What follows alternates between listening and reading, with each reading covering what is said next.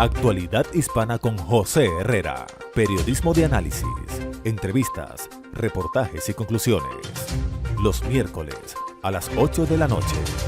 Síganos en nuestras redes sociales. Saludos, amigas y amigos de nuestra audiencia, y en este segmento compartiremos este programa con la presencia del señor Germán de Castro, a quien desde nuestros estudios le damos cordial bienvenida. Sus palabras, Germán. Muchas gracias por la invitación y espero que tengamos una buena discusión. Gracias, Germán, por estar aquí en nuestros estudios, pero a nuestra audiencia le agradecemos para también decirle que el señor Germán de Castro es un exitoso empresario en la rama industrial y textilera y es de origen colombiano, estadounidense, radicado en la ciudad de Charlotte por más de 54 años, con quien sostendremos esta entrevista para conocer el panorama político de las próximas elecciones con sus candidatos a la presidencia de Colombia, el país más cafetalero de la región. Dicho esto, queremos llegar a nuestra audiencia para decirle que las elecciones en Colombia están previstas para el 29 de mayo 2022 como primera vuelta y la segunda vuelta prevista para el 19 de julio de este mismo año.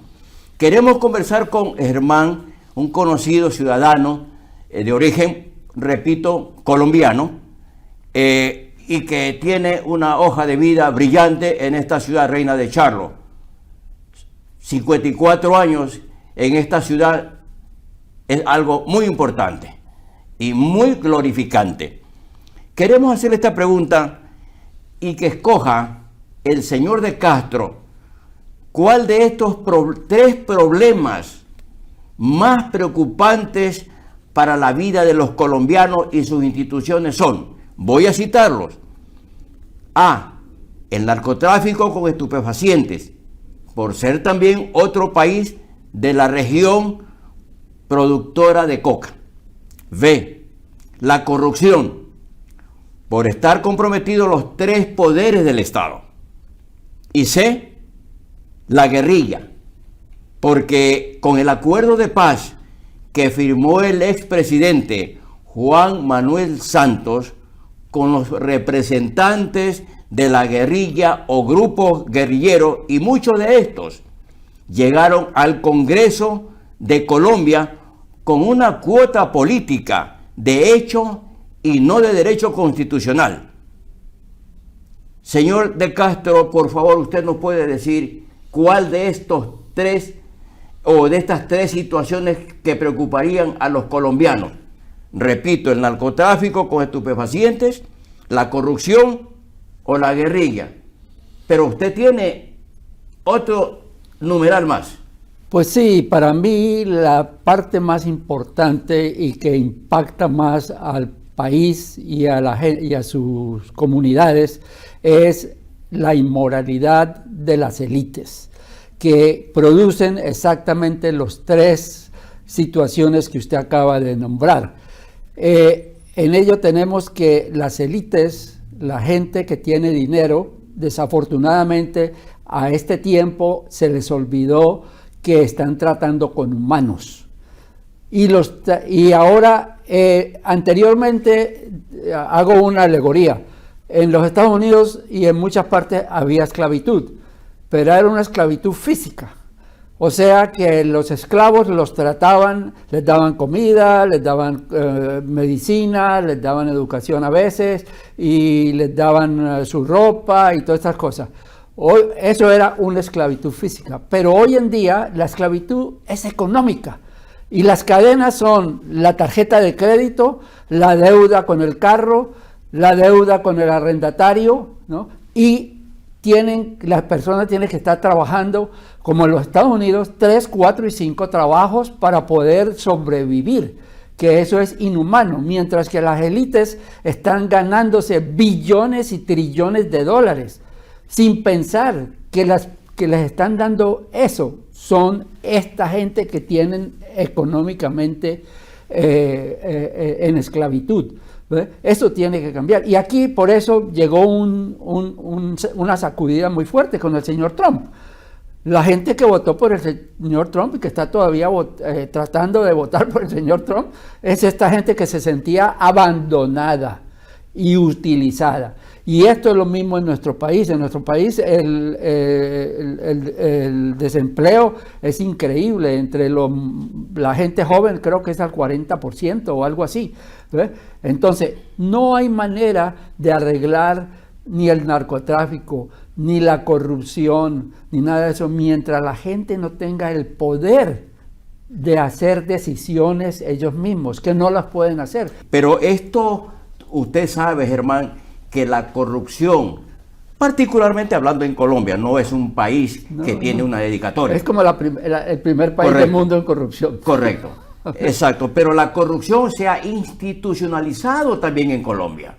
Exactamente, es la inmoralidad de las élites, que son los que manejan el país, que han inculcado y han hecho que esto sea el modus operandi del país.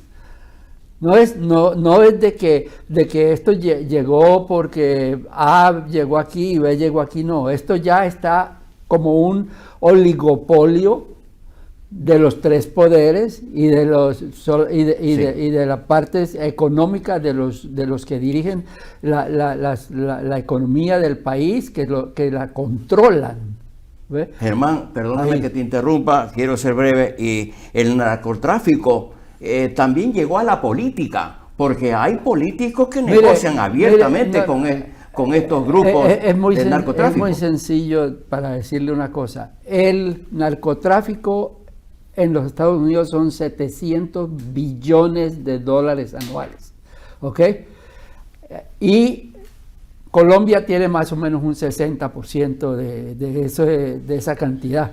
Ahora, para usted que lo tienen controlado, ¿no? Dicen que tienen controlado todo. Si usted quiere mandar $1,000 a Colombia, ¿ok? Usted tiene que llenar 15 páginas diciendo qué es lo que le mandó, de dónde lo sacó, bueno, hasta el número de su talla de calzoncillos. Sí. Pero, ¿cómo mueven esos 500 billones de dólares? Están los bancos y los que manejan la economía para poder manejar esas cantidades de dinero.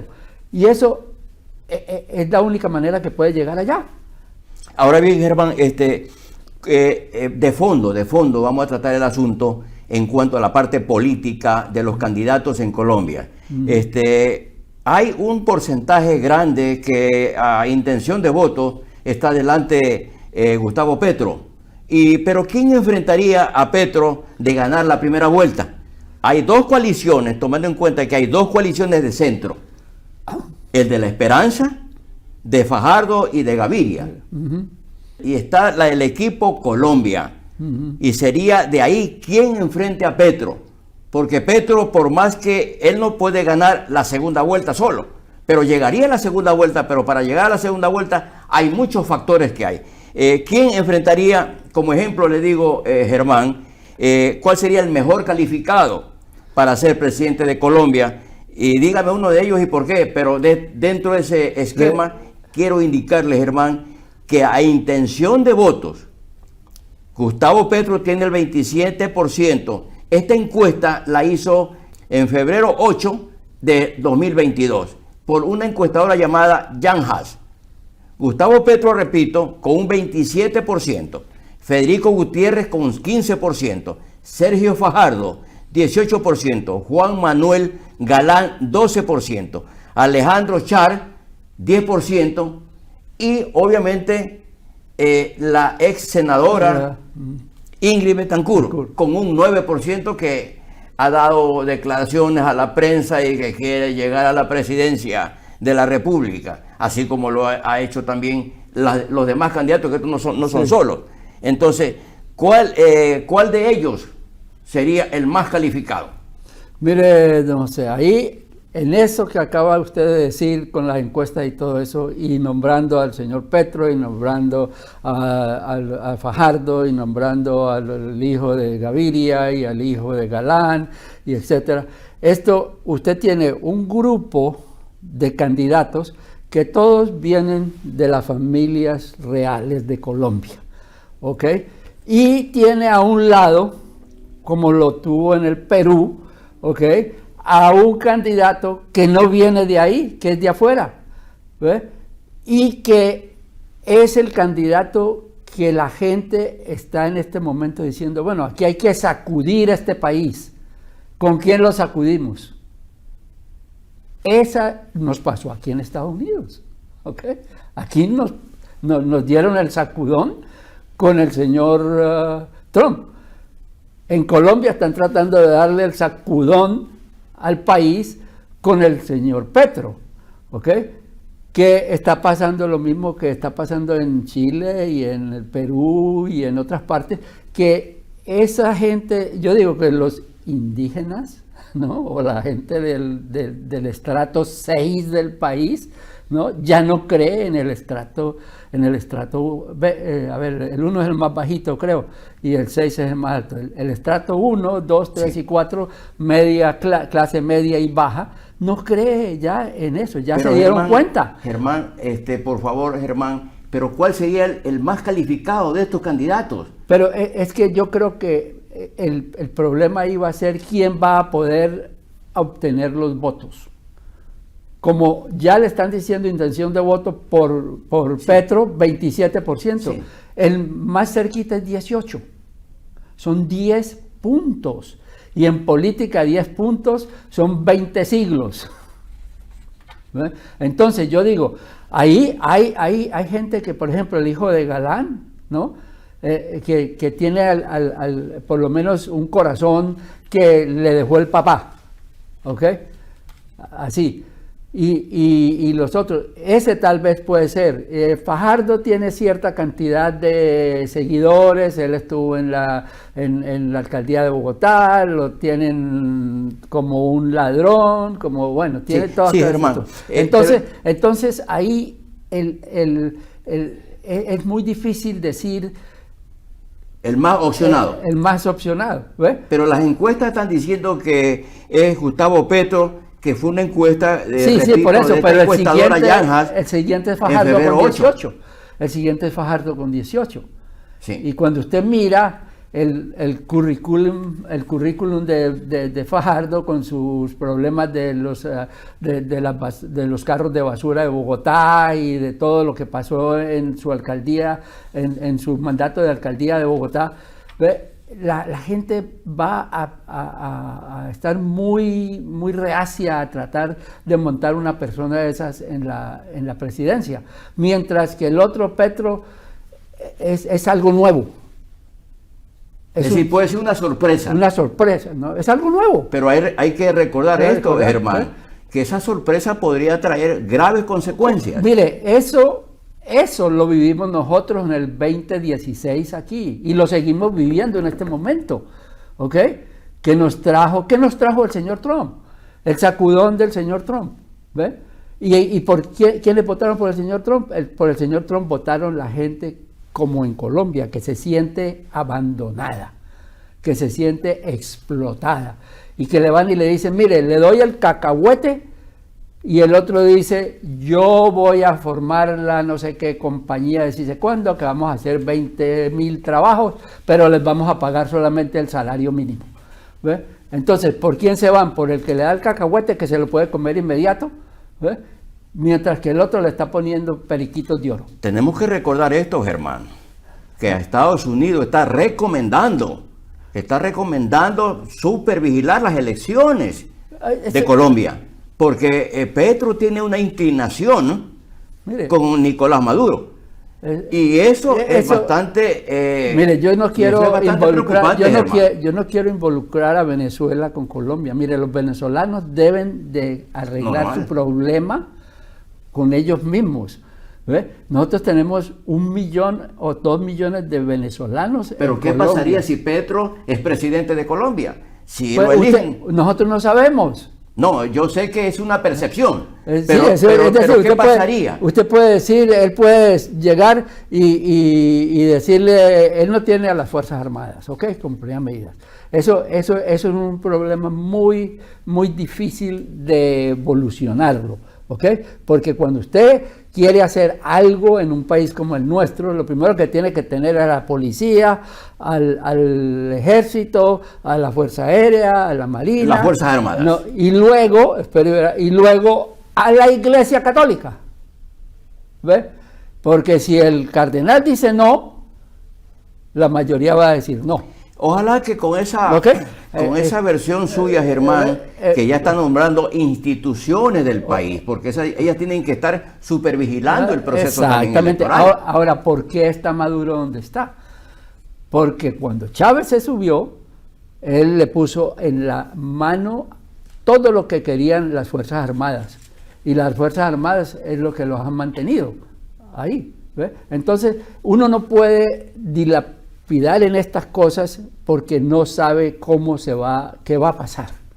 ¿Ve? Un golpe de Estado, que las élites le dicen a los señores Sí. de las Fuerzas Armadas, mire, no nos conviene este señor. Sí, Germán, pero dentro de ese contexto social y político que está viviendo Colombia en estos momentos, porque hay muchos candidatos con la percepción de voto, con la intención de voto que ya tienen, se mueve la mesa de ajedrez, se está moviendo con una rapidez bárbara que está subiendo Gustavo Petro.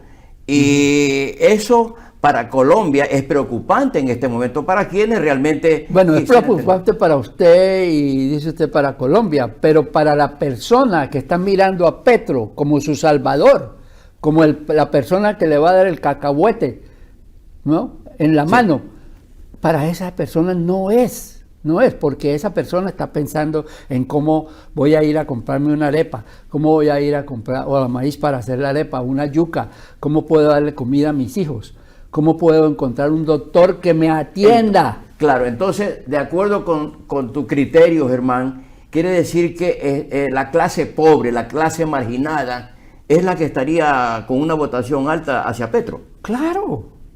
Como aquí, es decir, eso está pasando mundialmente. Y el virus, la pandemia, lo ha agravado fuertemente, porque le ha dado a la gente, mientras estaba encerrada, tiempo de pensar, que no lo tenían antes. No lo tenían de lo que yo estaba hablando de la esclavitud económica. ¿Ve? Que para eso no lo dejan a usted pensar. Usted no sabe quién es el que está ahí, porque usted no tiene tiempo de averiguar, de saber quién es el señor Petro, de quién es el señor tal, ¿no? Aquí usted está totalmente... Ahora con la pandemia la gente ya no tenía que ir a trabajar, no podía ir a trabajar, ¿no? Entonces estaba en la casa pensando, como aquí en los Estados Unidos, ¿por qué la gente se está yendo del trabajo? Porque cuando usted se gana $10 la hora y se gana $400 a la semana y tiene 2 hijos y tiene que pagar $300 de guardería, ¿para qué trabaja? ¿Para qué trabaja? Mejor me quedo con los $400, ¿no? Como lo que me puedo conseguir haciendo esto, lo otro, cosas de estas. Y estoy con mis hijos, ¿no? Y no tengo que preocuparme. Sí, Germán. ¿Y qué pasa con esa evolución que no termina de la guerrilla, de las FARC? Porque en Colombia no se vive tan tranquilo, Germán. Es que sencillamente eso está manejado, porque cuando al banco usted le quita esos 500 billones de dólares a los bancos, ¿no? De que van a pasar por sus cajas y todo eso, a ellos no les conviene. ¿Ok? Entonces, eso está siendo atizado, ¿no? Por eso, por la clase económica que se está beneficiando de eso. ¿Ok? Sí, Germán. Ahora, yo nombré y cité a los Estados Unidos, que está recomendando vigilar el proceso de las proceso elecciones, de las sí. elecciones en Colombia. Pero ¿qué merece para ti ese criterio? No es una intromisión, como se llama, sino que es una recomendación, porque es preocupante y porque a los Estados Unidos le interesa la región, y en este caso Colombia, para que esté viviendo su vida democrática. Claro, nosotros queremos expandir una democracia de Estados Unidos, pero hay ciertas razones que están detrás de eso, ¿cierto? Y que en realidad cuando se hacen las decisiones yo digo, cada vez que se hace una decisión en los Estados Unidos, muere gente en el mundo. ¿Y qué merece para ti el proceso de paz que se firmó con el expresidente Juan Manuel Santos? Mire, el proceso de paz fue un proceso de paz que lo pasaron, ahora la mitad de ellos lo tomaron y la mitad de ellos no lo tomaron. O sea que continúa el este. Ahora, esa guerrilla no es la guerrilla original, que era idealista. Esa guerrilla ahora es de quien maneja el narcotráfico. ¿Ve? Y para eso tiene usted que estar amangualado con los que le dejan sacar a usted el contenedor de coca, ¿ok? O el contenedor de marihuana o lo que sea, o anfetaminas o lo que sea. Y para eso usted tiene que tener gente en los sitios donde se controla este tráfico. No estoy hablando del tráfico sino el tráfico común y corriente. Usted monta un camión, lo mismo que aquí de México, ¿ok? Usted tiene que tener gente, y hay gente que son corruptos en todas partes, ¿no? Que le dejan pasar el camión a usted con las 10 pacas de marihuana, y el hombre va y reciben en otra parte el dinero por haber dejado hacer eso. Sí, Y eso es muy difícil porque es el problema económico de la clase media hacia abajo. Y la clase media se eliminó. Bueno, en todo caso, ¿cuál sería el mensaje para los colombianos de la clase media hacia abajo en cuanto a las próximas elecciones en Colombia? ¿Qué le dirías tú a tus compatriotas colombianos en estas próximas elecciones cuando vayan a votar? Salgan a votar, porque el voto es imprescindible. Pero por la persona que voten por una persona que ustedes le puedan exigir que les entregue y que les dé lo que ellos le han prometido. Si les prometen que les va a dar educación, que se lo entreguen. Que si les promete seguro de salud, que se lo den, etcétera. Que no es que compare que usted está votando por el que le va a dar el cacahuete, que tiene mucha razón en ese sentido, que con el que le está poniendo los periquitos de oro de la empresa que va a tener 200,000 empleados, que les va a pagar el salario mínimo. Sí, Germán, yo entiendo. Y estas realmente fueron las palabras de Germán de Castro, un ciudadano nacido en Colombia, pero con ciudadanía también americana. Nuestro análisis y conclusiones. En este programa sobre las elecciones en Colombia el 29 de mayo 2022, es para expresarles que será para los candidatos una consigna: o todos contra Petro, que tendrían que morderle a las coaliciones, o morderle al voto en blanco y a los indecisos. También podemos agregar que la publicidad va a ser muy determinante o importante para los departamentos en Colombia, de sus 32, repetimos, de sus 32 departamentos y sus 1.103 municipios. Los colombianos tienen una tarea grande en el voto presidencial en estas elecciones. Muchísimas gracias y hasta la próxima. Actualidad Hispana con José Herrera. Periodismo de análisis, entrevistas, reportajes y conclusiones. Los miércoles a las 8 de la noche. Síganos en nuestras redes sociales.